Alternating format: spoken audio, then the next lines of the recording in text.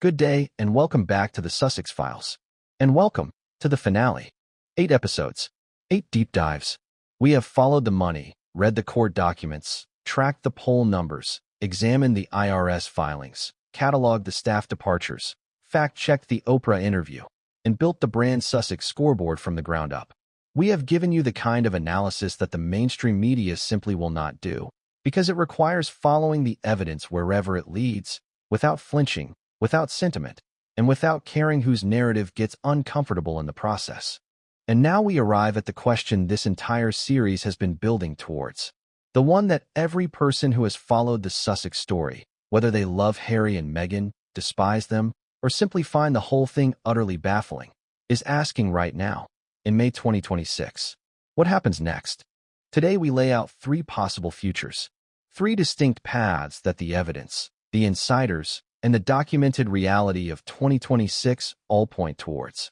We are going to examine each one carefully, what it would require, what stands in the way, and how likely it actually is. And at the very end, we are going to ask you, our audience, to vote in the comments. Because this is the Sussex Files, and we believe in letting the people decide. Subscribe now and hit that notification bell if you have not already. This is the finale. Let us finish this. Is that there'll be what they will do is there'll be an assessment of Harry's security. So when he and Meghan stepped back as working members of the royal family in 2020, they were no longer entitled to receive automatic security. And that has been the crux of the issue for Prince Harry and why he won't bring Meghan and the children over to the UK. And that hasn't been reviewed since 2020. We've had the court cases, we've had the appeals, and now it looks like that might be being reassessed. And if he were to be granted full-time automatic security again, that could pave the way for him bringing Meghan and the children here, and for them, the children, to potentially have a relationship of some kind with their grandfather. But also just for them to understand Britain, to be perfectly honest, which, you know, if you are a family where you have 2 parents who are from different places in the world, you want them to experience both those places. So yes, it's about, of course, him connecting with his father and his father connecting with the children. Before we get to the 3 futures, we need to establish where Harry and Meghan actually stand right now, in May 2026, because the context matters enormously. The Netflix partnership has been downgraded from a full overall deal to a first-look arrangement. The As Ever brand lost its Netflix equity partner after just 12 months. The Archewell Foundation has been dissolved in its original form. 11 PR professionals have departed in 5 years. More than 20 staff members have left their operation entirely. YouGov puts Meghan's UK approval at 19%, the lowest ever recorded. Harry's at 28%. And perhaps most significantly of all, sources on both sides of the Atlantic are now describing what one insider called the most serious strain on their marriage to date. The question of whether Harry will return to Britain and whether Meghan will go with him has reportedly become, in the words of one source close to the situation, a genuine fault line. A breaking point that neither of them has yet resolved. That is where we start. And from here, the road splits 3 ways. Future 1. The reconciliation. This is the scenario that the palace wants, that King Charles wants, that, according to multiple insiders, Harry himself increasingly wants, and that Meghan is described as deeply reluctant about. Harry had a brief meeting with King Charles at Clarence House in September 2025, their first in-person contact in 19 months. Sources close to the king describe him as desperate for peace and eager to see more of his grandchildren Archie and Lilibet, who have not been in Britain since the Queen's Platinum Jubilee in June 2022. Harry is reportedly pushing for what amounts to a part-time working status, some kind of formal, structured role that would allow him to maintain his California life whilst also representing the crown on select engagements. He reportedly believes, according to an insider quoted by IB Times UK just this week, that it is time to embrace a new chapter together. He is said to be ready to sit down with his father when he visits the UK this summer and try to make it happen. And Kate, according to multiple reports, has quietly been attempting to facilitate exactly this kind of peace. One insider told Heat World that she has tried everything to get William to soften on Harry. She reportedly reached out to suggest a phone call with Meghan as a first step. After her cancer diagnosis, sources say she has no appetite for carrying bad feeling into 2026 and beyond. So the ingredients for reconciliation exist. A king who wants peace, a Harry who is ready to try, a Kate who is willing to bridge the gap, and a Meghan who is, according to at least one source, keen to reconnect with King Charles specifically, framing a summer UK visit as a chance to sit down and chat with Charles and remind him of the bond they once shared. But here's the problem, and it is a significant one. William. According to every credible insider account, the Prince of Wales remains the single biggest obstacle to any Sussex return. One source described a deeply rooted impasse between William and Harry. Another said that from William's perspective, the idea of welcoming Meghan back into the fold feels like swallowing too much. And William, crucially, is not just Harry's brother. He is the future king. His consent, or at minimum his tolerance, is essential for any formal reintegration to work. Without it, any reconciliation remains partial, unofficial, and fundamentally unstable. Probability? Partial reconciliation, a summer visit, a private meeting with Charles, some photographs of the children with their grandfather, is likely. A full formal return to working royal status? The evidence says no. As one source put it bluntly, there is no scenario in which Harry returns to an official royal role.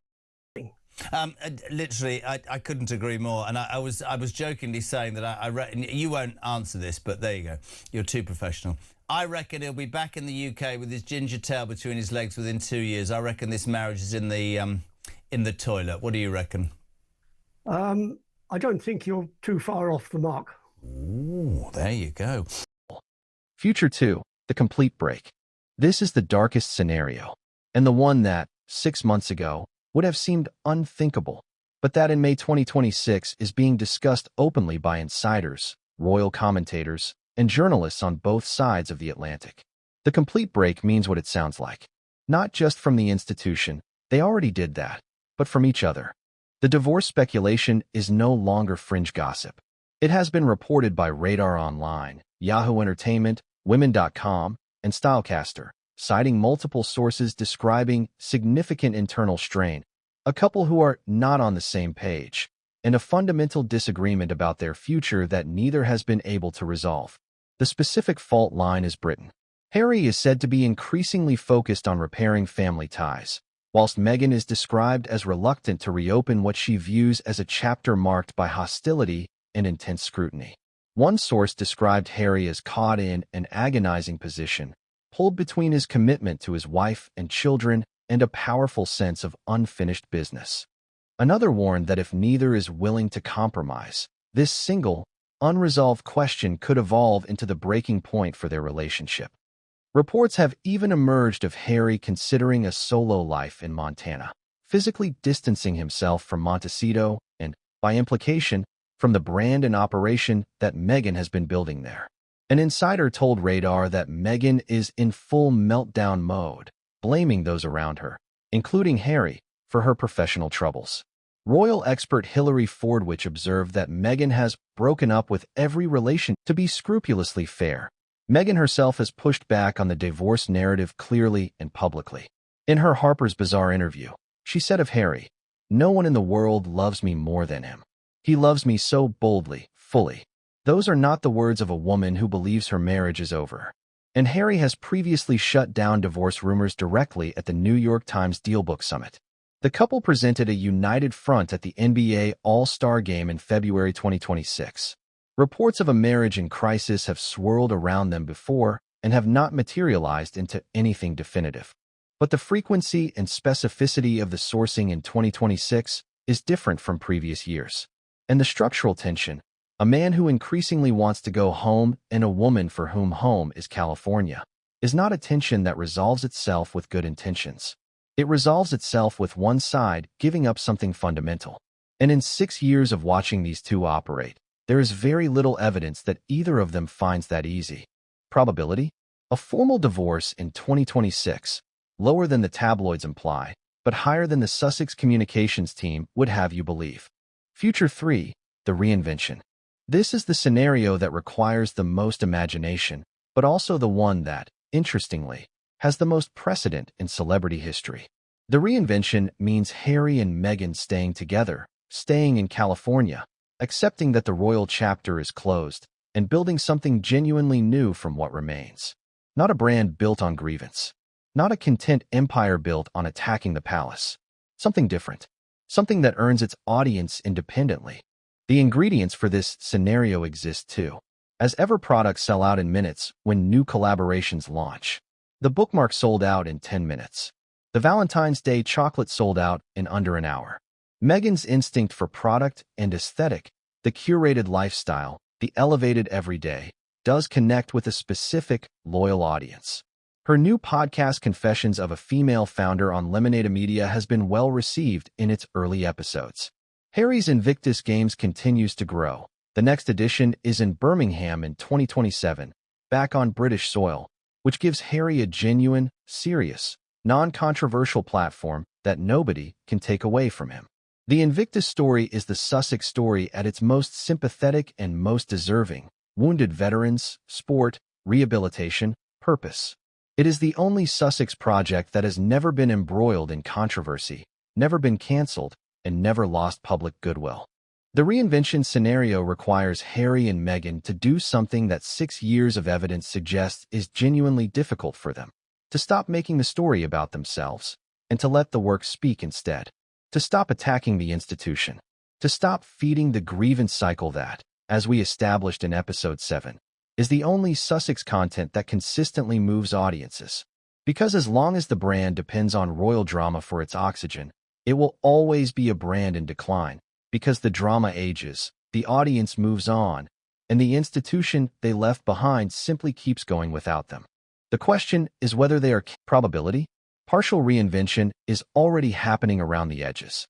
A full, sustainable reinvention that establishes Brand Sussex as something durable and independent, that remains the hardest thing either of them has ever attempted. So, 3 futures: reconciliation, complete break, reinvention. None of them clean, none of them certain, all of them, in their own way, revealing something profound about what happens when you walk away from everything you were born into, and discover that the world outside is harder, colder, and less forgiving than you imagined. The Sussex story is not over. Whatever you think of Harry and Meghan, and after 8 episodes of this series, you have every piece of evidence you need to form your own view. They are still here, still trying, still generating headlines, still dividing opinion in a way that almost nobody else on the planet manages. And that, in itself, is a kind of power, diminished from what it was, contested in a way that is uncomfortable, but real. Here is your question for the comments. And I genuinely want to know what you think, because this community is sharp and this community pays attention. Which of the 3 futures do you believe is most likely, and why? Option 1, the reconciliation. Harry returns to Britain in some capacity. The family finds a way forward. Option 2, the complete break. The marriage ends and the Sussex chapter closes for good. Option 3, the reinvention. They stay together, stay in California, and build something genuinely new. Drop your answer below. Tell me your reasoning. This has been the Sussex Files. 8 episodes. 1 mission. The truth, wherever it leads. Thank you so much for watching. I will see you in the next one.